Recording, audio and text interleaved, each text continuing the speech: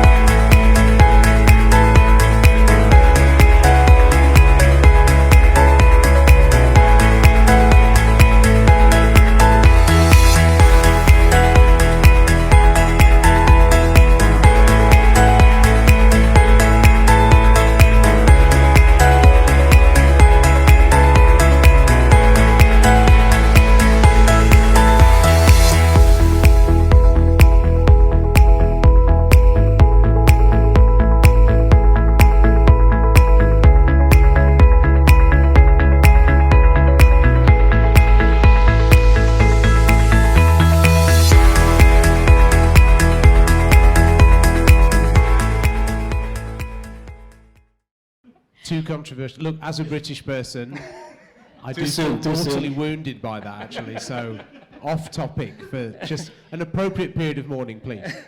So yeah, I think that can definitely be improved just in terms of logistics, because yeah, considering it's only 2 days to spend 2 hours in line, and I think it's not specific to AusCryptoCon. I think other conferences have that as well. NFT NYC had that to an extent when we were there in New York, but yeah, that's definitely something that can be improved. And I think the stages, the fact that they were all in this, so basically the setup was, it was in the exhibition center, and there were stages in each corner of the room, and the acoustics could have been better. One thing I would disagree with is on the stages vibe. I quite like the way that they were kind of jammed in and packed in, and there was like standing room only at the back, and it had almost like if you could get the same vibe as Suncorp Stadium.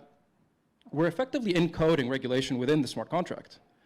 Now that kind of it flips the whole idea of regulation on its head, and that'll be a little bit more clear in the next slide. Don't change yet.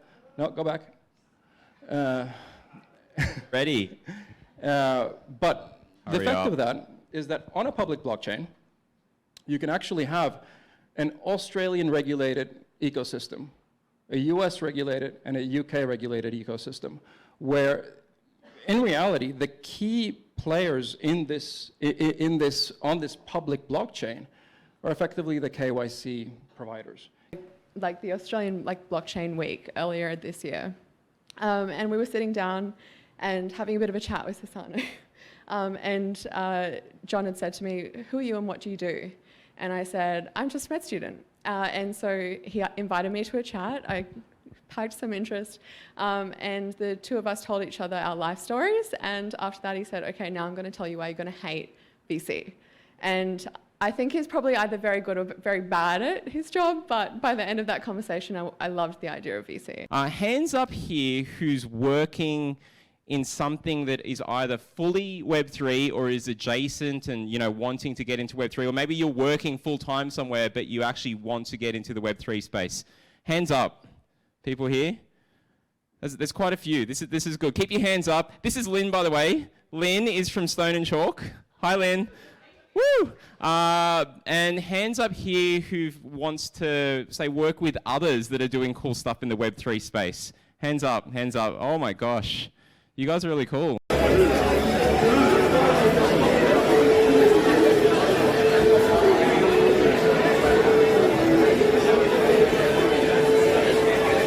What we wanted to do here today is basically have a panel and invite some women to talk and share about their experiences in the space and also share their expertise. Intention to provoke creative, divergent thinking that benefits culture and empowers the future of humanity. Ladies and gentlemen, Sami Torba. So please, ladies, sit down. This is going to be a conversation. We're going to ask a few questions and the audience will have an opportunity to do Q&A as well afterwards.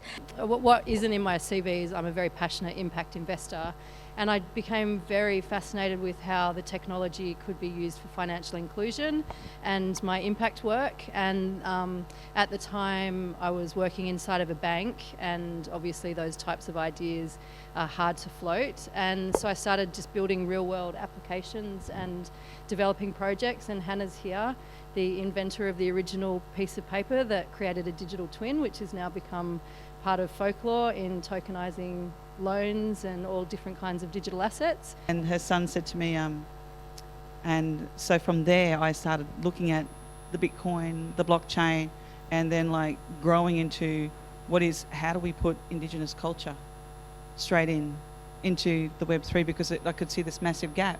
And I thought if we don't do something about it, we're going to see a repeat of colonization. Learning a lot about these new technologies and new ways of thinking and AI, and just how kind of woefully unprepared regulators and government is for these technologies that are kind of really barreling at a massive speed now. They've kind of compounded on themselves, and I think regulators and government will get to a point quite soon where, you know, I know we've got initiatives going on where we're thinking about these things, but we really need to think about these things. Like throw yourself in the deep end and immerse yourself.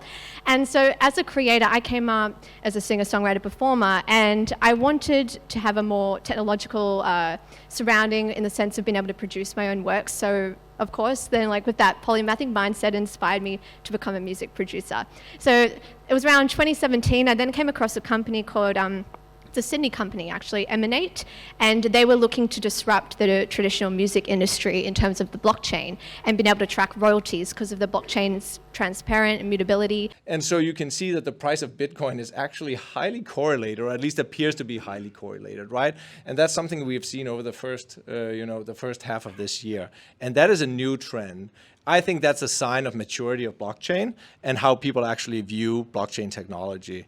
And I think that's good for all of us. That's not a lot of Web3. People don't think of Bitcoin as part of Web3, but I do think that store of value and like other things that Bitcoin offers also play a role in this world. Smart economists that sit and look at this problem and try to determine like what is actually going on in crypto, how are different countries adopting crypto into, you know, every aspect of their lives. We're going to go into a little bit more detail about that. There's a blog on that. There's a QR code if you're interested, so you can go and read it. It's actually quite interesting work. Allowing people to feel that they can trust DeFi, right? There's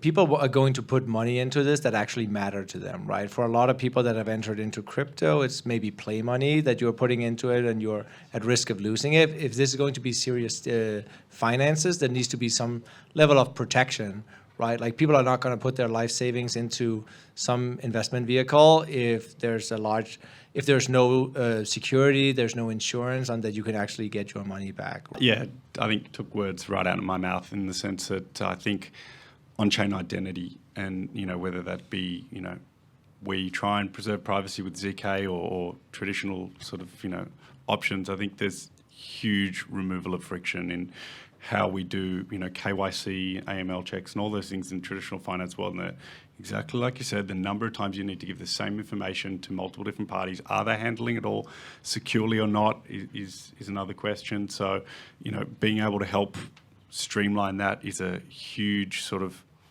I guess, benefit to the economic productivity.